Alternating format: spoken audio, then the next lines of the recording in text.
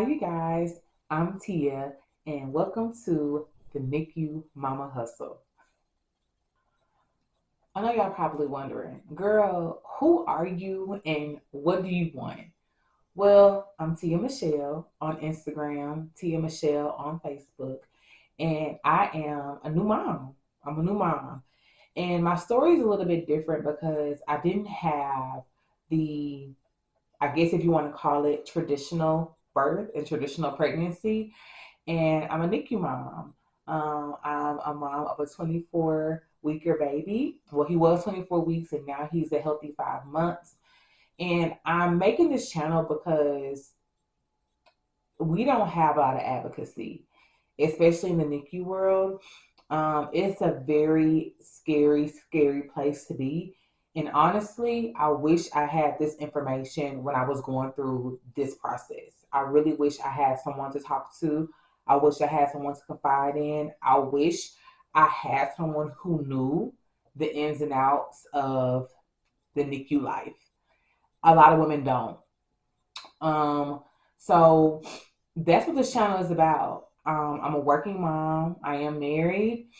This is our first child after several losses. And I think that it's important before I get into the whole NICU debacle and NICU craziness and fear and happiness that I talk about how I got here in the first place. So we'll start there. So, how did I get here? um, I have polycystic ovarian syndrome. I think it's important to note that because I think it's important to know the story of how I got here and how I'm able to talk about this journey as vulnerably as I'm deciding to. Um,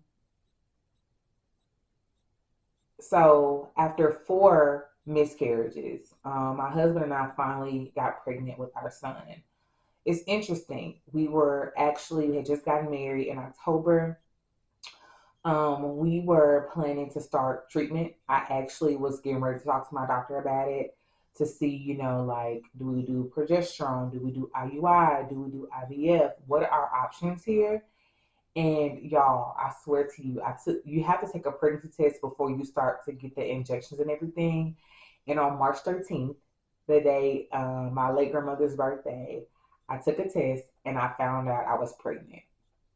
And I'm talking about like completely unexpected. I was not expecting the news at all. I just knew it was going to be negative. I just knew that like it was going to be, okay, well, this is the starting point. I mean, I had no idea at all. But I was, and I took four tests to confirm. So the first thing I did when I found out I was pregnant was call my mom. Actually, no, that's not true. I called my sisters first. I called my sister, and I just started crying on the phone. And they were like, "What's going on? No, what's wrong? What's wrong? What's wrong?" And the only thing I could do was show them my pregnancy test. That's all I could do. I then called my baby sister because she was in Mississippi at the time, and she was with my mom. And I was like, "Hey, what are you doing?" She was like, "We're playing cards. What's up?" And I was like, "Take mom outside." She was like, "What?" I said, "Take mom outside." Because my aunt was there. There was people there. I didn't want anybody to know just yet, but I had to tell my mom. Mind y'all, I hadn't even told my husband yet. But I told my sisters and I told my mom. And I quickly told my sister outside, I said, "Hey, I gotta tell you and mom something, but I need y'all to not say anything at all." And if you know my mama, she got a mouth on her, y'all. But and it's so loving. But I told her I was like, "Y'all cannot say anything at all." And she was like, "What?" Shelving the test, we're all like ecstatic, we're nervous, we're scared, we're in tears. Because I'm just like, how did this even happen? How did we even get here? Like how, right? And so then I finally called my husband. I finally called my husband, and he's just like emotionless.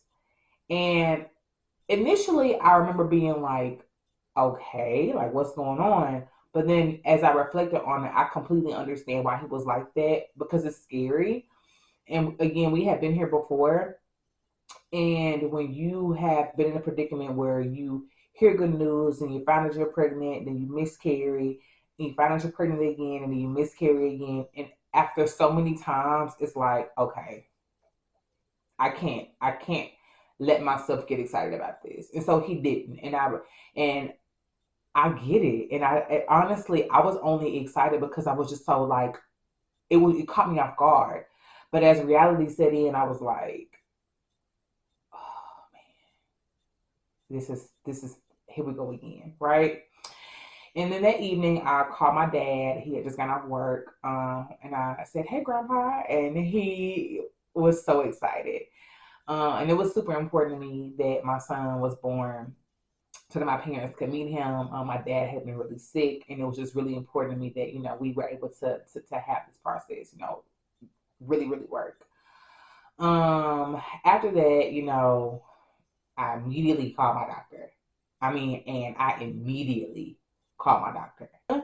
And the first thing he told me was that he wasn't going to get excited, and honestly, I didn't either.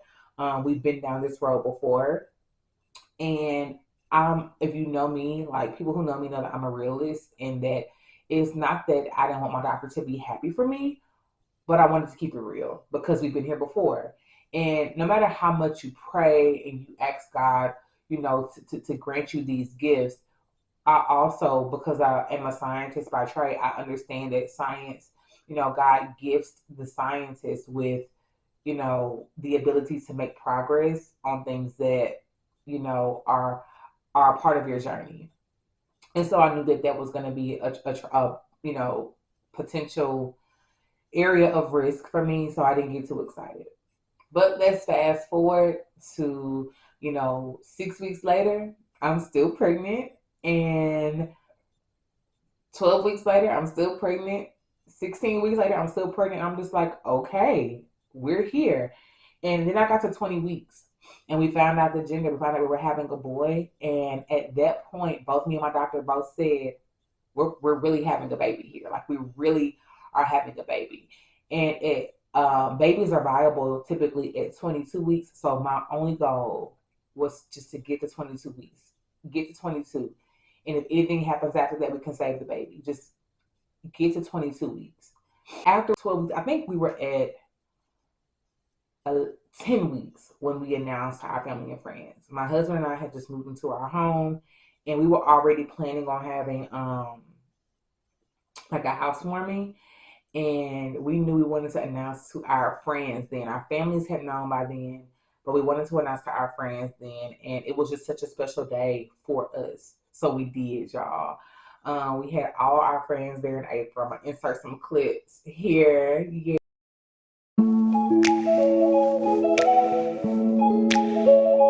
Yes.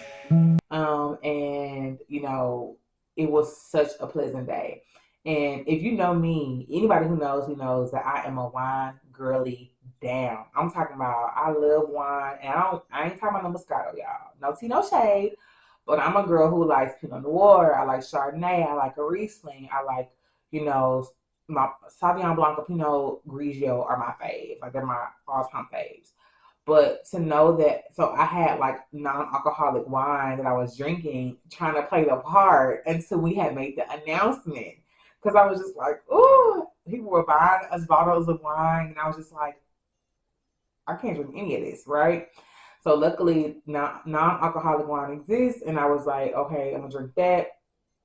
And then we were able to announce to our family and friends, and y'all, it was just such a beautiful day. It was such a beautiful day.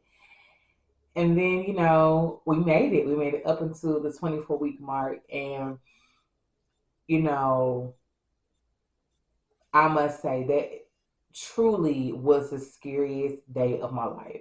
I think in the next video, I'll talk about, how my son actually got here, what that looked like. That was truly such an unorthodox and scary process. And I know I keep using the word scary, but right now that's the only word I can think of to really describe how this whole thing just kind of played out. And it just, it was not, it was just so, it was a lot, y'all. It was a lot, a lot, a lot, a lot. But I'm so grateful that we're here. We're here to share. We're here to share our story. We're here to, I'm here to give my testimony to you guys, and also to help other women pivot and show that like this is not anything that's abnormal, and it's something that we need to talk about more because it's not talked about enough. How resilient you have to be, how envious you are of other moms who get to go through the process of like a baby shower and maternity photos and all that, and how that can seep into you not feeling like a real mom when your child is in the NICU. Like, it's a lot of emotion that I don't think people really talk about, and it's a lot that I think that I'm so grateful that I'm able to talk about, and I'm willing to, and I am, until I turn blue in the face. So thank you so much for joining me on this journey. I'm hoping to post videos weekly. That is my goal. I've already recorded the first few, and I look forward to sharing with you guys exactly what the NICU Mama Hustle is all about. Working mom with a son in the NICU, who's now home, and I get to, enjoy life with. And I am so excited to again share this journey with y'all. Thanks for coming along with me for the ride. If you like this first video, please like, share, and subscribe to my channel. Please, please, please share. I'm super excited. And the biggest goal is to have this touch women who need it. So don't be a gatekeeper. Share. Love you guys.